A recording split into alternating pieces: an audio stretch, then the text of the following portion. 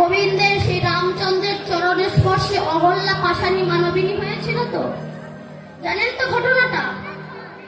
এই কথা সারা অযোধ্যায় ছড়িয়ে গিয়েছে। এখন মাধব নামে একটা মাঝি ছিল, তার বউ মাঝিকে বললো, শোনো মাঝি, এই শোনো স্বামী, তুমি যাচ্ছ যাও, তবে শুনে রেখে দাও, আমি কিন্তু সতী নির্ভর করতে পারবো না। কেন? বলে ওই যে দশরথের ছেলেরা তার চরণের স্পর্শ নাকি একটা পাষাণী মানবিনী হয়েছে, রাম যদি তোমার নৌকার উপরে ওঠে তাহলে তোমার নৌকা মেয়ে হয়ে যাবে, তোমার বিয়ে করতে হবে, সাবধান পরিচয় নিয়ে পার করবে, আমি কিন্তু সতী নির্ভর করতে পারবো না, আমি বলে দিই। মাধব বলল, ঠিক আছে বাবা, ঠিক আছে। এইবার মাধব গিয়ে গঙ্গার ঘাটে বসে আছে। এমন সময় রাম, লক্ষ্মণ আর রামের গুরুদেব বিশ্বামিত্র ওই খেয়া ঘাটে গিয়ে দাঁড়িয়েছে। গঙ্গার খেয়া ঘাটে গিয়ে ডাক দিয়েছে, মাধব, মাঝি ভাই, পার করে দেবে আমায়? উনি কোনো কথা বলছে না। অনেক ডাকার পরে এসেছে নৌকাটা নিয়ে। প্রথমে ডাকছিলেন, লক্ষ্মণ বলছিল, এতক্ষণ ডাকছিলে শুনতে পাননি? বলে, হ্যাঁ শুনতে পেয়েছিলাম, তো উত্তর দেননি কেন? বলছে, আমি প্রভু রামকে একটা শিক্ষা দেওয়ার জন্য উত্তর দেই। এটা কিন্তু অন্তরঙ্গের কথা। প্রভু রামকে একটা শিক্ষা দেওয়ার জন্য উত্তর দেয়নি। কি? আস্তে, এইখানটায় বড় কথা হচ্ছে, জায়গাটা একটু অনেকটাই।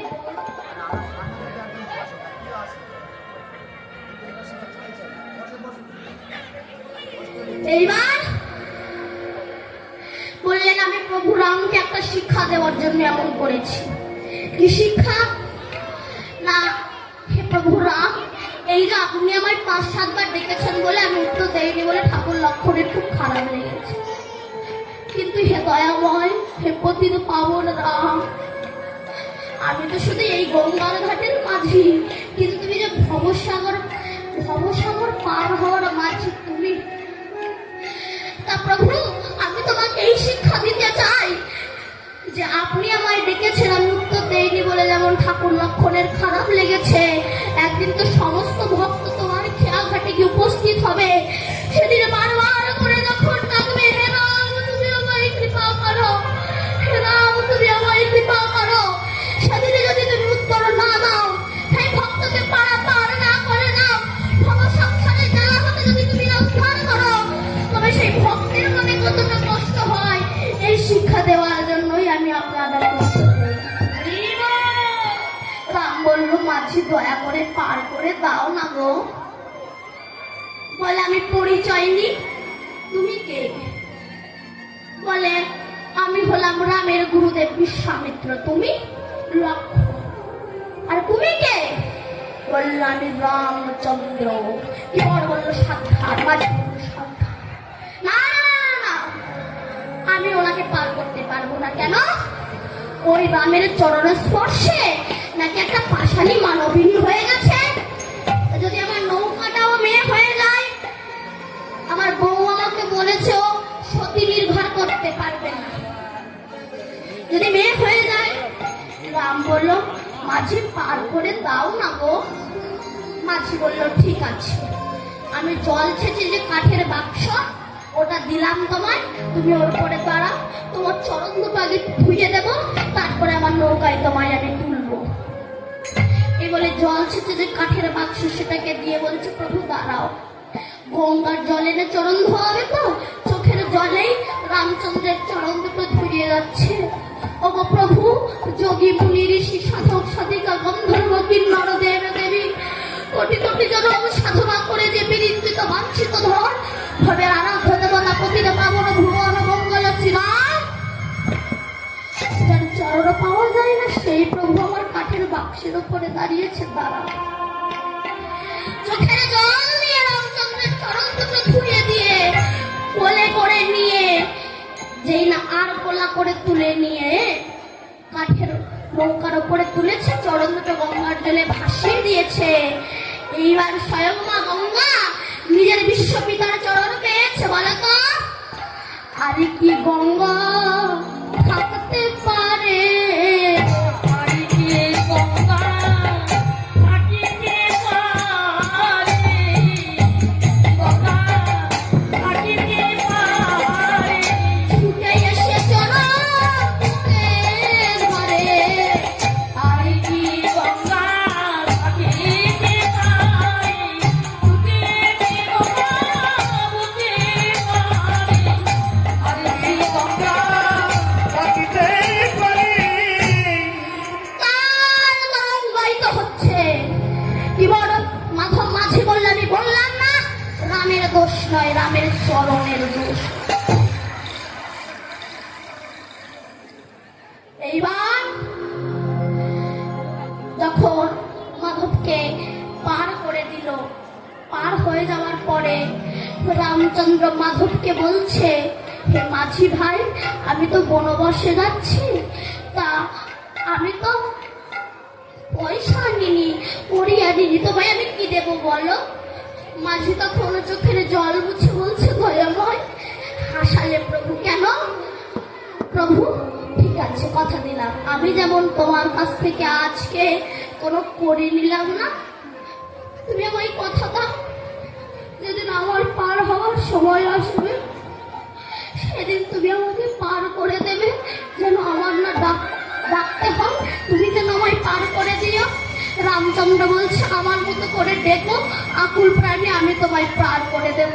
না প্রভু, সংসারের স্ত্রী পুত্রের পাল্লায় পড়ে, মায়ায় পড়ে যদি আমি রামের চরণ ভুলে যাই, সংসারে পড়ে যদি আমি গোবিন্দকে ভুলে যাই, বাবা সংসারের জন্য আমরা কৃষ্ণকে ভুলে গিয়েছি জানেন। কিন্তু সংসারে এটা ভালোবাসার জায়গা নয়, এরা শুধু নিতে জানে,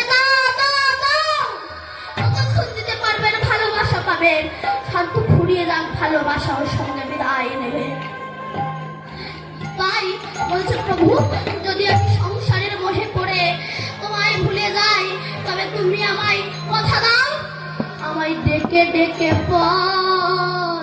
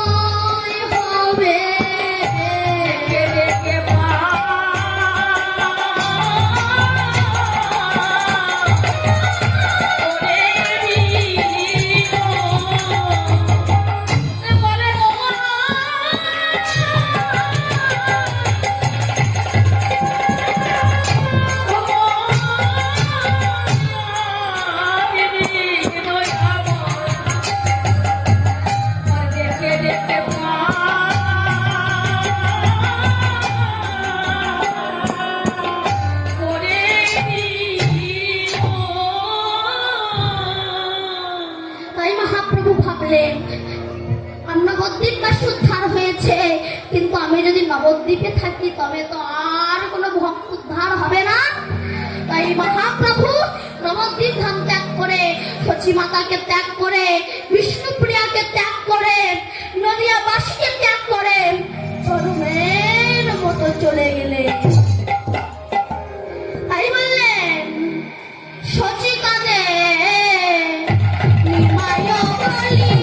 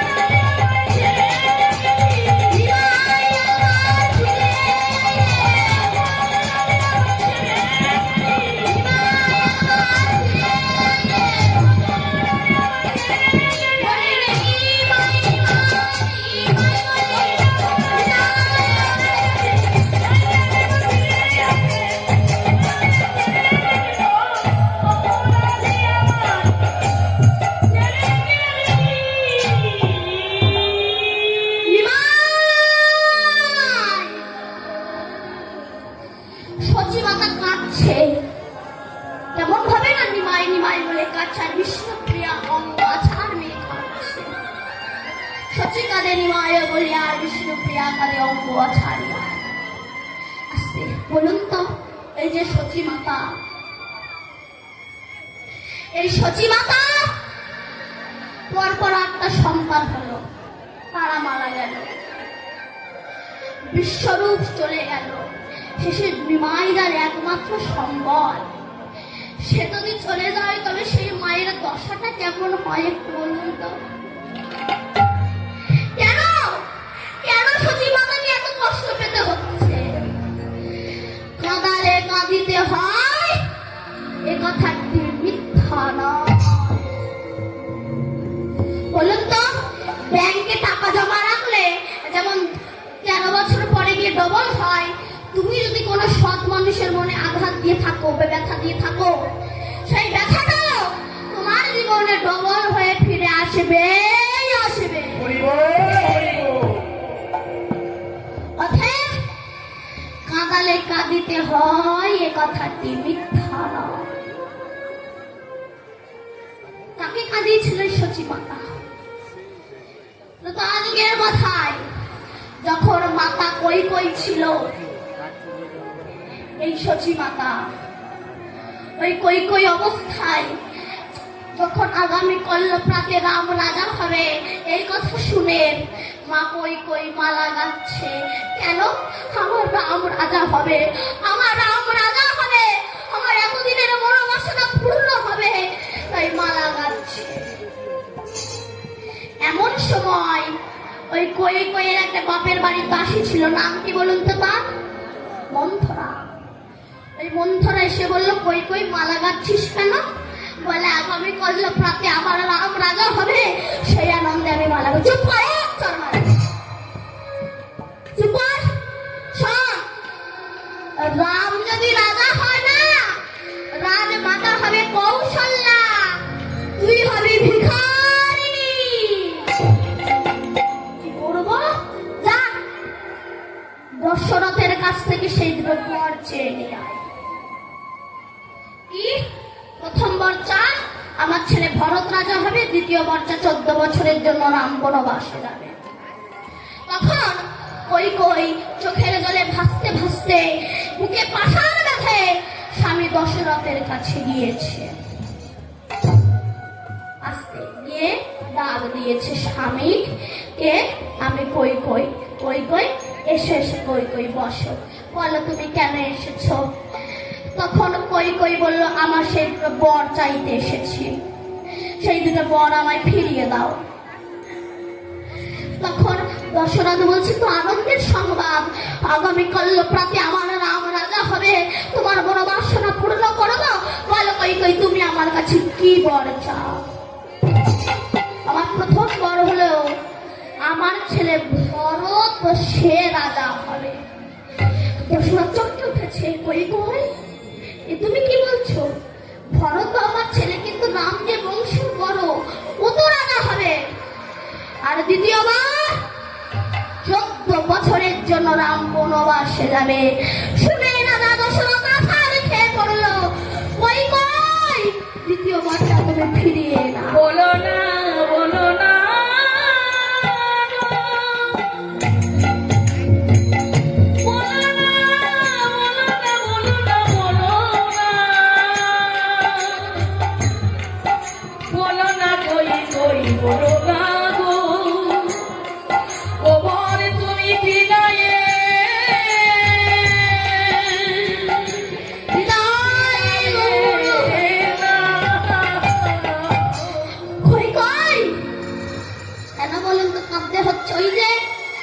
কাঁদালে কাঁদিতে হয় এ কথাটি মিথ্যা নয়। দশরথ তাকে কাঁদিয়েছিল, সেই যে অন্ধমুনিকে কাঁদিয়েছিল না, অন্ধমুনির পুত্র সিন্ধুমুনিকে যখন বধ করেছিল না, ওই মৃতপুত্র কোলে করে যে অন্ধমুনির সামনে গিয়ে দাঁড়ালো, অন্ধমুনি বলল, দশরথ এ তুমি কি করলে?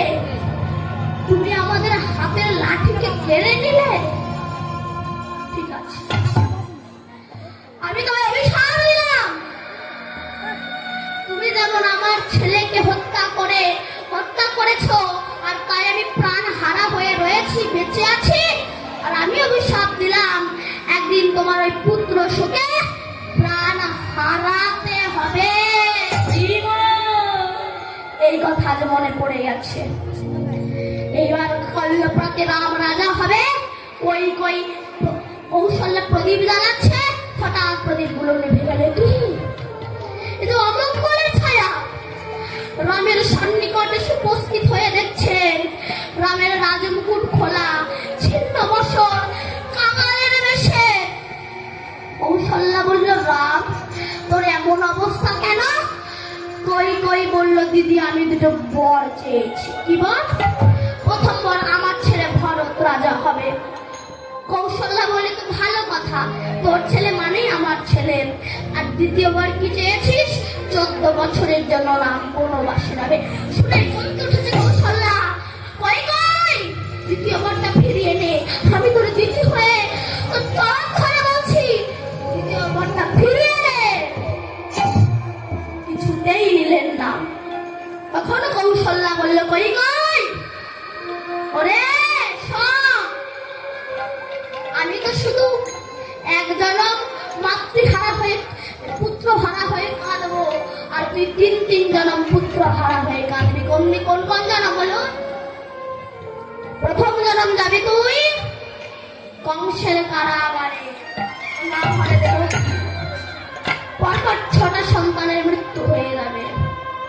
তারপরে যে বলরাম আসবে সে তোকে মা বলবে না, আর তারপরে স্বয়ং ভগবান শ্রীকৃষ্ণ আসবে, সেও তোর স্তন দুগ্ধ পান করবে না। দ্বিতীয় জন্ম যাবে তুই উড়িষ্যা ইন্দ্রদুম্ন রাজার ঘরে, তোর নাম হবে গুন্ডিচা দেবী। তোর পথে পরে পরপর 18টা সন্তান হবে, আর ওই 18টা সন্তান সবাই মরে যাবে। ওই 18 সন্তান মরে হবে 18 নালা, সেদিনও যাবে না তোর ওই পুত্র শোকের জ্বালা। আর তৃতীয় জন্ম যাবি তুই নদিয়া নবদ্বীপে শচী মাতা হয়ে, জগন্নাথ বিশ্বের ঘরে তোর পরপর 8টা মেয়ে সন্তান হবে, সবাই মরে যাবে। তারপরে যে বিশ্বরূপ আসবে, সে সন্ন্যাস নিয়ে চলে যাবে। তারপরে যে নিমাই আসবে, সেও তোকে চির জনমের মতো কাঁদিয়ে রেখে চলে যাবে।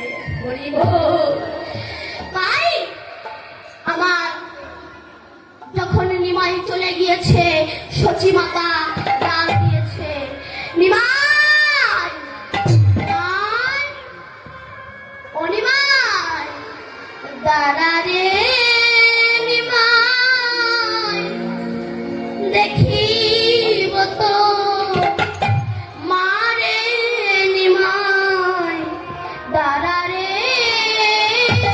দাঁড়া। নানা রে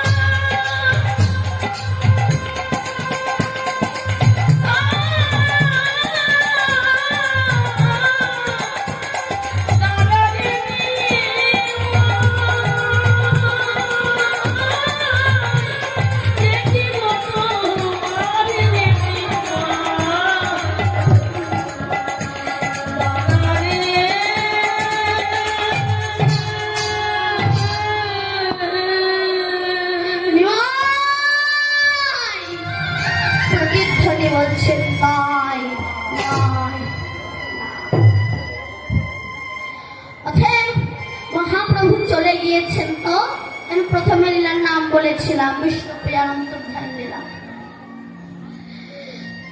তো গৌর হরির আমরা জানি যে গৌর হরি জন্ম হয়েছিল এবং তিনি বিলীন হয়ে গিয়েছিল জগন্নাথ মন্দিরে প্রবেশ করে, কিন্তু বিষ্ণুপ্রিয়ার দশাটা কি হয়েছিল বলেন তো? শেষ পরিণতি কি হয়েছিল এটা আমরা একটু জানতে, চলুন যাই আমরা একটু লীলা ছোট্ট করে আস্বাদন করবো। আমরা গৌরচন্দ্রিকার মধ্যে আছি, নবদ্বীপে আছি, এবার নবদ্বীপ লীলাই আস্বাদন করবো, মানে গৌরী লীলাই আস্বাদন করবো। তো ছোট্ট একটা ভজন গাইবো, ভজন গিয়ে লীলায় প্রবেশ করবো, কেমন?